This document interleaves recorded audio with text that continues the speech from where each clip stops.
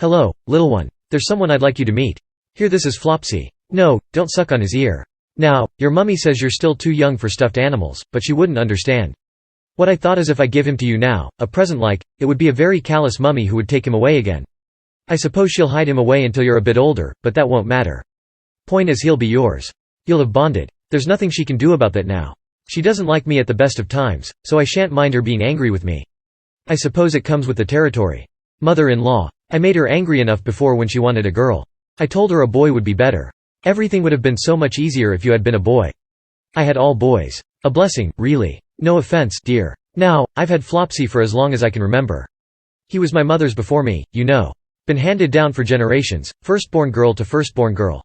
He may not be the prettiest of toys, mangy old thing, your mummy calls him, but he's been well loved. You must be very careful with him. He's very precious. My mother. Poor soul. I didn't know her very well. She died when I was still very young. Terrible luck, she had, at the end. She suffered from all sorts. Poor health. Accidents. That's why she gave me this rabbit, why I'm giving him to you now. For protection. They say rabbit feet are lucky and, well, our Flopsy has 4. You mustn't lose him, dear. You must keep him with you always. Don't let that mummy of yours replace him or heaven forbid wash him. Flopsy doesn't like getting wet. He gets very grumpy when he's wet. You must always say your pleases and thank yous around Flopsy, otherwise he might decide that you're ungrateful and stop looking after you. Flopsy forgives many things, the occasional fall from the pram, the slight preference for other toys you might come to love, or later, when you're older, the odd night locked away in the cupboard when a young suitor is around but he can't abide rudeness. Or water. Did I mention the water thing?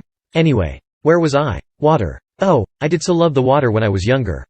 Not so much now. My father never wanted me to go swimming, tried to stop me learning after what happened to my mother, but of course I didn't listen. We all rebel at some point. You'll make your own mistakes, I know. I won't fault you for that. Won't be around much longer to judge, anyway. Look at the pair of you. Fast friends. You hold on to him. Hold on to him like I wish I could hold on to you, like I wish I could hold on to Flopsy. Well, it would be a selfish thing if I did. I'm an old woman now. You need him more than I do. I've had a good innings. Is this how she felt? Oh, I know you won't answer me, Poppet. You're too young to understand a word I'm saying. Still, this has to be said. You have to know what's waiting for you, the choice you might have to make one day, if you're unlucky. The one I'm making now. The one my mother made for me. They told us she drowned. Told us that she drove the car into that lake. For the longest time, I really did think that she must have hated me. Should you love someone, even if it hurts them? Or should you leave them in someone else's care? It should be an easy choice, but it's not. I thought perhaps we might have escaped this, what with me not having any daughters. I thought I might be the last one, but then you had to go and have a difficult birth, and there's that mark, bold as brass. Same as mine. Here. I've seen them, you know. I was abroad once, in my youth. Went lake swimming. Silly, really. Flopsy couldn't help me from the shore. Saw them lurking, great big slimy buggers, they were. Horrible teeth. One grabbed my leg. Everyone told me it must have just been some pondweed, but I knew better. It's all part of the curse. Family thing, I'm afraid. I don't know the full story. One of our ancestors went prying where they shouldn't have and upset something very powerful. That's not important. What matters is that we're marked, Poppet, just like every firstborn girl since. The mark calls to them those dark and terrible beasts that lurk at the edges of the world. Those eldritch creatures that drift, dead and dreaming, beneath the waves. Those demon spawn who dragged my mother to an early grave. Oh dear. Someone needs their nappy changing. Come here then. We don't want your mummy coming back just yet, do we? There. That's better. I wish I could give you something more before I leave, but I suppose I've already done enough in that regard. That scar. You can cover it with makeup when you're older, if it bothers you. Not that it will help, of course. I suppose I'm just stalling, really. Even now a part of me wants to rip Flopsy back out of your arms and keep him for myself. It would be nice to believe that we could share him, that he could protect both of us. Nice, but foolish. Whatever else he might be, Flopsy is only small. He can only look after one of us, and I would rather it be you. We tried sharing for a time, Mother and I. I don't remember much of it, sickly child that I was, but I remember playing with her and Flopsy in the garden on one of those long, hot summer's days. I remember her smile, such a beautiful smile, full of joy and light. She would laugh and the shadows would draw nearer.